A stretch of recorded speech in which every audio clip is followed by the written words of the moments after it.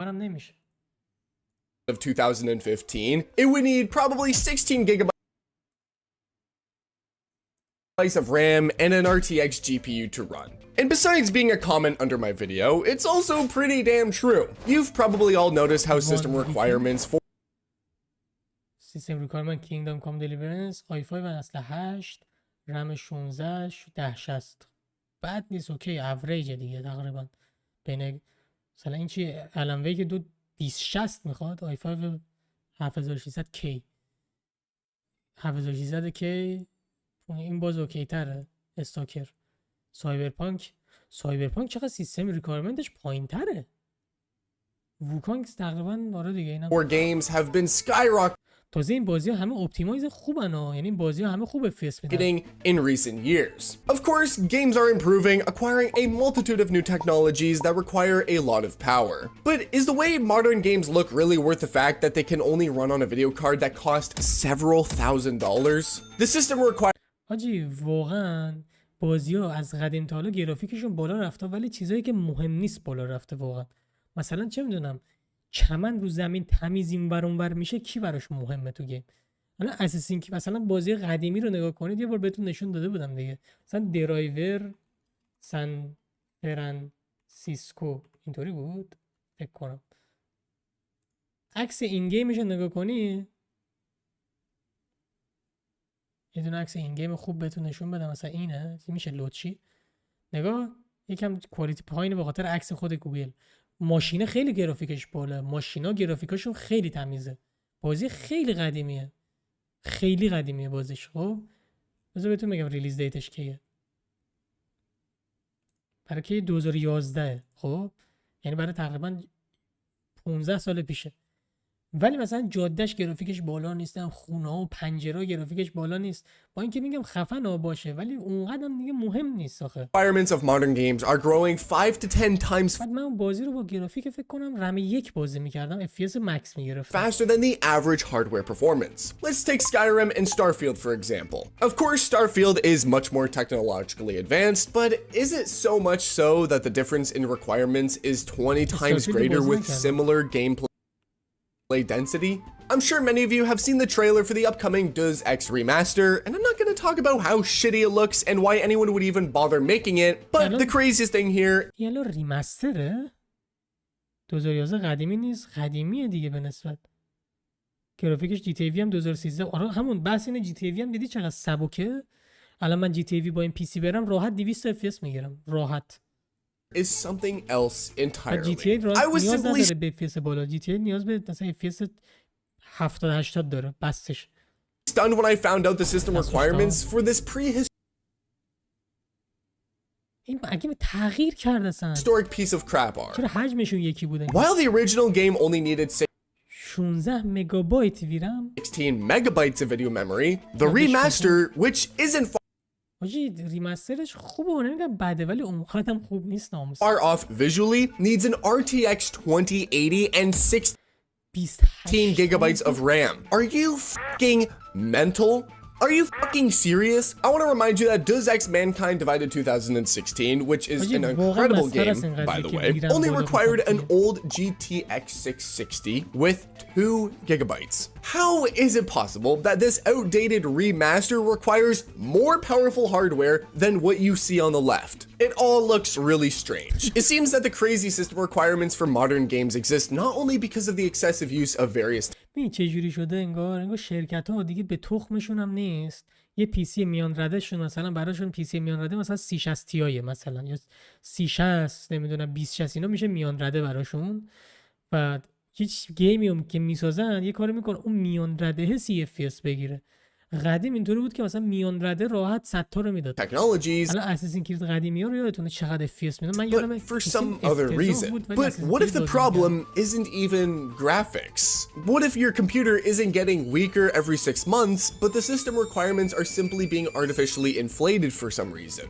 And most importantly, when and why do they stop making games better and start just making them harder to run? آره واقعا قبول دارم، یعنی بازی الان واقعا بهتر When I started نشده. digging into this topic, I stumbled upon some truly shocking. ای Oh, people in suits دهن تو ماجی فکر کردم وی پی ان چیزی رید. They're once again deciding what you can and can't watch. Screw them. That's why I use NordVPN. دهن تو گاییدم. Not for some accent or smart automatically blocks ads, starts running safely for تبلیغاتی گذاشته ریدم تو خودم. extra months for free at nordvpn.com/radical. There's a 30-day money. دهنت سرویس با این تبلیغات داداشی شرف. Let's go back to 2019 when Call of Duty Modern Warfare was released, which ran گرافیک بازی رو نگاه کن. smoothly on a GTX 970 and looked better than most modern shooters. Realistic lighting, complex materials, and stable 60 frames per second. Overall, the game looked great, and I would even call it one of the most beautiful games in the history of the franchise. Only the mission where we clear House of Terrorists with night vision goggles can be called the visual peak in the entire history of Call of Duty. But 6 years have passed and we see Black Ops 7, which already requires an RTX 4080.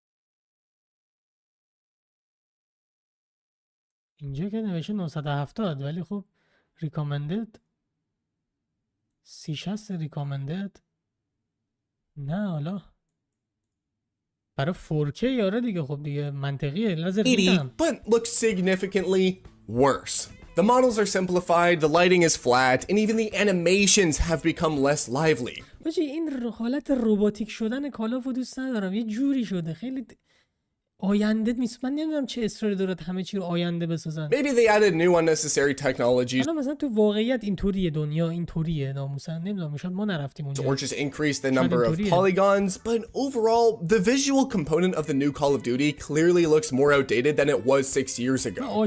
The IW engine remains the same, but now has additional layers of post-processing, ray tracing, enclosed rooms and VPN هم دیگه داره جونشو میده بچه آخرای عمرش. اما 720 میکنیم اگه لود کنه همینم فکر کنم دیگه لود نمیکنه تموم شد آجی جدا از اینکه پی سی مون دیگه گیما رو نمیکشه نتمون هم دیگه ویدیوها رو نمیکشه بی شرف لود کن دیگه چی نوشتن یه فتوا ارقام نوت که من 20 نوبادی بود نوتیس آجی واقعا اینو راست صوفیا رو یه لحظه نگاه کنید پی سی رو وضعیت نت ما رو یا امامزاده ایران بتمن آرخامنات اینه یا این میشه این میشه دیگه چقدر گرونه تخفیف خود چرا نخریدم حاجی این بازی برای چه سالی 2012 حاجی نت هم چی میگه حاجی این بازی خیلی خفنه برای بازی 2012 سبک خفن FPS خوب میده اوپن ورد این بود البته نمیدونم اوپن ورد خلاصه نمیدونم کدوم اینه یا نه فکر کنم همین بود خیلی بازیش به نسبت گرافیکش و اینا و قیمتش و اینا همه چیش خفن and dynamic effects that no one notices but now every player pays for them. The game consumes مثلا RTX رو نیستم آجی اصلا نمیدونم چرا الکی باید روشن کنی این همه ازت FPS کم کنه که صرفا نور رو دیوار رفلکت شه داداش من خودم الان تو خونه میخوام هزینه کنم نور رو دیوار رفلکت نشه شاشیدم 3 times more resources to show fewer details. The new Metal Gear Solid remaster repeats the same story. A remake of the 2004 یعنی گرافیک چیزی 36 داره FPS میگیره یعنی گرافیک مثلا لاست اف اس هم همین بود تقریبا دیگه نبود game that requires an RTX 4080 and 16 gigabytes of RAM and لاست اف اس گرافیکش بد بود خواستم بخرم چرا تو لایسنس میداد نمیدونم برای چی بود منم جدی نمیدونم still drops below 60 FPS. The reason is not even the graphics but the architecture. The old direct همون ریدن ببین یه سری کلن گوشادن یه سری بازی سازا خب نمیان بازی رو که میسازن حالت چیزش کنن مثلا خودشو از قصد مثلا براتون مثال میزنم فرض کن تو بخوای یه آب معدنی توی بازی طراحی کنی خب یکی از تک تک پیکسلاشو طراحی میکنه ولی پیکسلای بیرونیشو بیشتر طراحی میکنه داخلی رو مثلا پیکسلای گنده گنده میذاره که سریع حجمو پر کنه سریع رندر بشه خب FPS بهتری میده مثلا این آب معدنی توی مثلا لاست اف اس FPS بهت میده 80 مثلا خب یکی دیگه کنگوشاده سریع همشو یه دونه حالت تکسچر میزنه FPS بهت میده 40 ولی همون آب معدنی تو داری ویژوالی میبینی. چرا؟ چون داخلشه که رندرش متفاوته و یه سری مثلا از رندرهای آماده استفاده میکنن، برای همین میرینه تو کار. X11 code مثلا همین آب معدنی رو میرن یه دونه گوگلش رو پیدا میکنن، همونو میندازن تو بازیشون، یا کوه و در و دیوار رو. اونا خوب چیز نشده، اپتیمایز نشده برای FPS. simply wrapped in modern RTX shaders without rewriting the geometry processing system. The wrapped in modern این داره 130 تا میده، این 300 خورده میده، این 500 تا. RTX میبینید؟ shaders without rewriting the geometry processing system. The result is that the GPU waits for data, the CPU waits for the GPU, and you wait for it all to stop lagging. The remake does look cleaner and more visually appealing, but does it really need such high system requirements? I would also like to mention Doom: The Dark Ages. ID Software, once synonymous with optimization, دوم فکر کنم خیلی خوب FPS میداد، شنیده بودم اگه اشتباه نکنم. now recommends 32 gigabytes of RAM. What؟ چه خبره؟ The reason is technically logical. The ID Tech 9 engine stores multiple layers of textures and shadows in memory at the same time to avoid pop-in, which is when objects or textures suddenly appear in front of the player's eyes because the game didn't have time to load them in advance. برای من اینطوری میشه معمولا به خاطر هاردای جدید، مثل اینکه میگم هارد گیما کلا جدیدن به SSD نیاز دارن. نمیدونم شده براتون، یعنی مثلا بتلفیلد اگه برید مثلا خونه ها لود نمیشن، یا مثلا فورتنایت برید خونه ها و زمین لود نمیشون به خاطر هارد. Is that the computer processes scenes that you don't even see. In other words, what used to be solved by precise code and memory limits is now simply solved by, why should we bother with our code when we can just specify inflated system requirements to ensure that players don't see any artifacts? And finally, Sid Meier's Civilization 7 released this year. A typical turn-based strategy game which این ترن بیس ها اینطوری از وقتی اکسپدیشن رو دیدم واقعا دومو هیچ وقت باحال نگم. دوم بازی هکن اسلش دیگه، خیلی بستگی به چیز داره. تو واقعا هکن اسلش رو دوست داری یا نه؟ visually has hardly changed from previous installments, now واقعا بعد اکسپدیشن 33 این بازی ها واقعا جوکه. somehow requires a much more powerful computer. The game now renders everything in full 3D with dynamic lighting and volumetric effects, even when you look at the resource table. میدونی منظورش چی بود؟ به منظورش اینه گیم مثلا میگه این گیم خب فلت دیگه، صفحه تخته. خب مثلا اینطوری نیست که تو چپ و راست کنی مثلا دیتیل و دقیق نگاه، مثلا گادافار که نیست که کریتوس میچرخه تو ببینیش.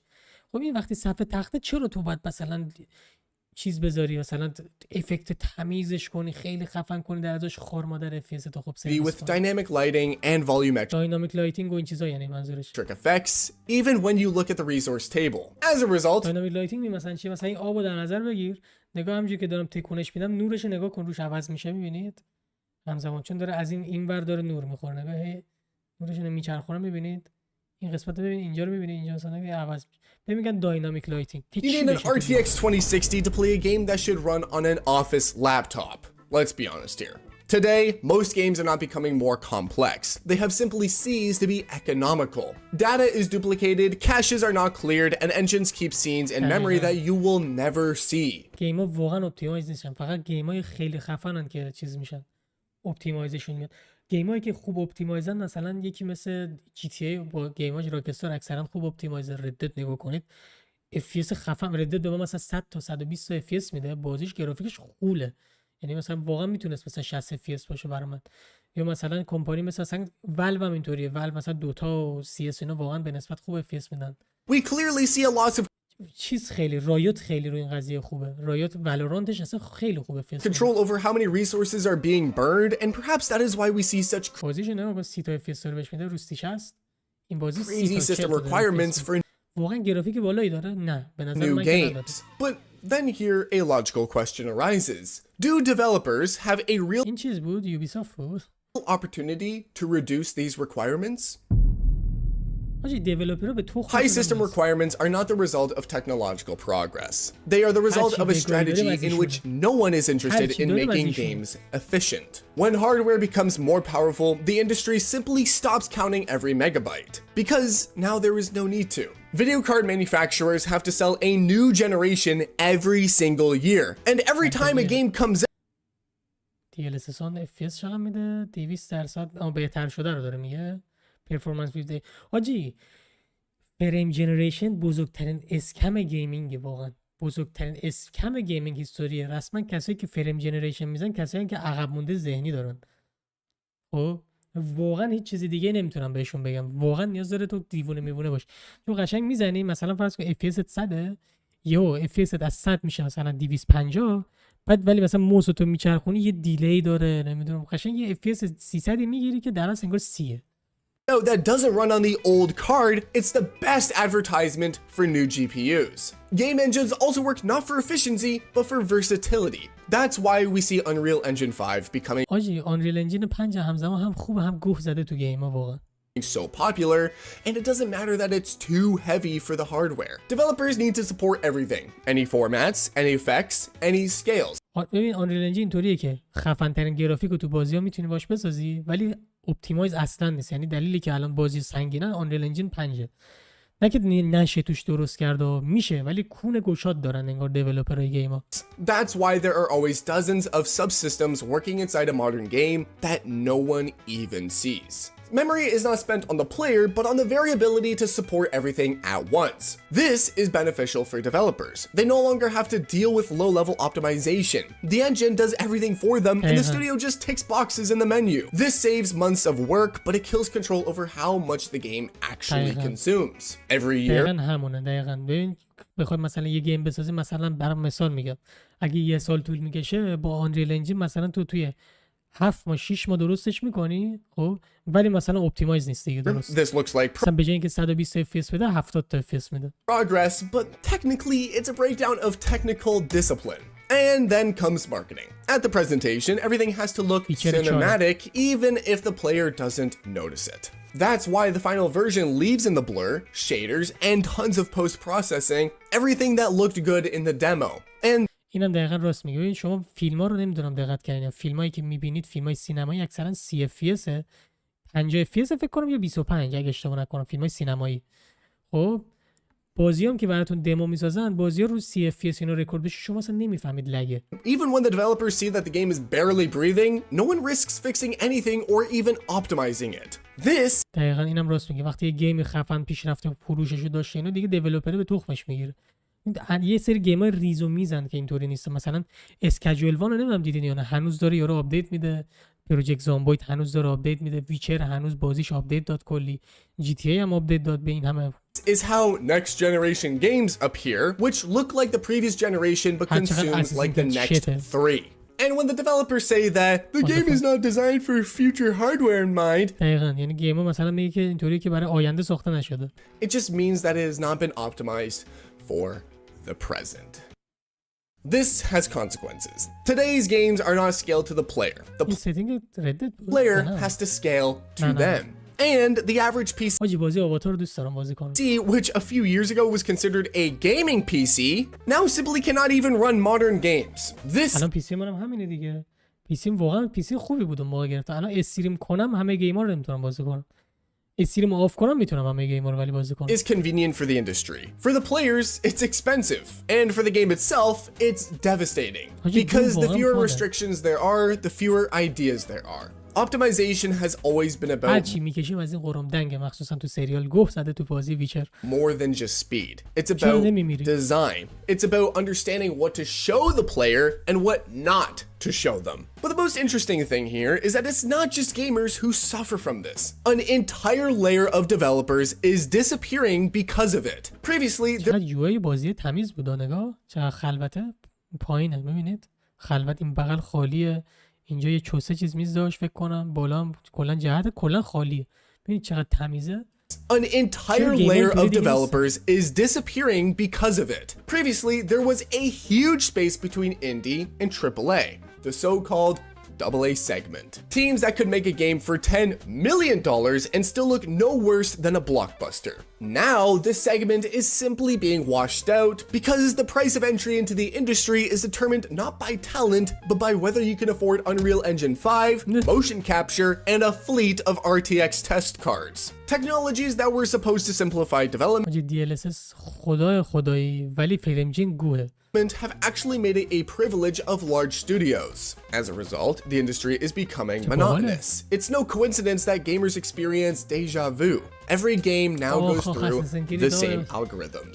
So when you launch a new shooter and it seems like you've seen it before, you really have seen it before, just under a different logo. We are so used to upgrading our hardware for the sake of new worlds, but it seems that we are now... مثلا ووکانگ نمونه بارز بازیه که گرافیکش واقعا قشنگه ولی تمش یه جوری فاگ داره. من مثلا اونقدر دوست دارم تمیزتر باشه صفحه، ولی واسه باحال FPS هم خدای خوب میداد.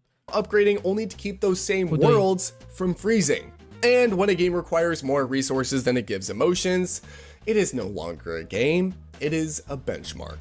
دقیقاً اینو راست گفت. واقعا بعضی وقت مثلا یادتونه کرایسیس 3 این بازی قدیم یادتون نمیدونم هست یا نه، این بازی که اومده بود عکس درست حسابی نیست چرا ازش، بازی کرایسیس که اومده بود قدیم اینطوری بود که بزنم ریلیز دیتش کیه 2013. کرایسیس انقدر بازی سنگین بود که اینطوری بود که همه برای بنچمارک ازش استفاده میکردن. یعنی می‌خواستم بگم پی سی مثلا چقدر خوبه، مثلا میگفتن کرایسیس رو میکشه یا نه، صرفا همین. این بازی خیلی سنگین بود برای اون سال. یعنی پی سی ها هیچ کدوم نمیکشیدن اکثرا. غول‌ترین پی سی رو شاید میبستی شاید میتونستی بازی کنی. انگار دیولپرش هم برای همین ساخته بودن. نگاه گرافیک بازی رو برای اون سال، برای 2013 اینو پی سی ها نمیکشید، راحت بهتون میگم نمیکشید چی بازی کنه. خیلی کم آدمایی بودن که بازی میکردن گیمو. گرافیکش رو نگاه کنید برای کیه، برای 2013 این ریمستردش البته. خیلی حاجی بازیش خفن بود. ولی خب مثلا میگم به عنوان بنچمارک استفاده میشد دیگه، برای چوسی بود. مثلا میگفتید من پی سی میکش. ولی راه دیگه حاجی همینه دیگه. بعدیش الان همین. الان رم هم که گرون شده، کلا گیمینگ هزینه‌اش بالا رفته. بازی‌ها الان اینطوریان که تو مثلا یه بازی رو می‌خری، گرافیک بازی خداه، ولی مثلا میگم یه بازی که باید مثلا با اون گرافیک مثلا 90 FPS بده رو پی سیت، بهت مثلا 50 تا FPS بده و فقط اپتیمایزد. دیولپرام تخمشون گرفتن. چیو به تخمشون گرفتن؟ کامپیوتر گیمینگ رو به تخمشون گرفتن. چرا مثلا کنسول رو مثلا به تخمشون نگرفتن؟ کنسول سر اینکه پلی استیشن یه نوع دیگه، مثلا پلی استیشن پرو هم گرافیکش یکیه فکر کنم، اگه اشتباه نکنم کارت گرافیکش فکر کنم فرق نداره با هم دقیق. رم و اون چیزا شاید فرق کنه. و اینطوری که مثلا یارو تست میکنه میگه پلی استیشن 60 اف پی اس داد کشید تموم شد اوکی، باز حداقل میدونی 60 اف پی اس رو میده مثلا پلی استیشن، برای مثلا کاری نداره به اینکه یه سری گیم‌ها 30 اف پی اس. ولی پی سی اینطوری که یارو رو 50 70 مثلا تست میکنه، مثلا یه 30 60 تست میکنه، مثلا یه 50 90 بعد میگه خب کشید دیگه مثلا براش مهم نیست سی پی یو چی باشه، این چی باشه، اون چی باشه. ولی مثلا میگه اگه تو گیم دیولپری و میخوای یه گیم خوب بسازی، تو باید بیای ببینی مثلا استریم هاردور یه همچین چیزی بود، بذار ببینم اگه اشتباه نکنم، استریم